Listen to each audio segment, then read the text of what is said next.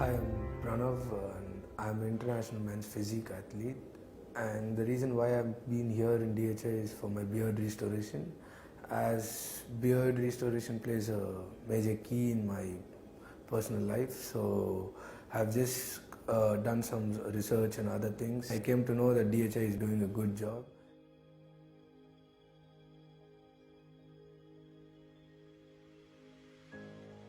Factors that were considered while designing beard are age, facial features, profession, client expectation, and the existing beard design.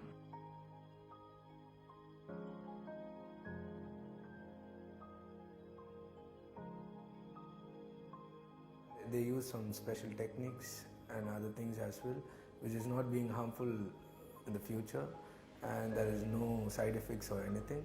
So that is the reason right now I'm here in DHI. The extraction is done from the back of the scalp known as safe donor area, which is androgenically resistant and is done by minimally invasive tools to ensure highest graft survival rate.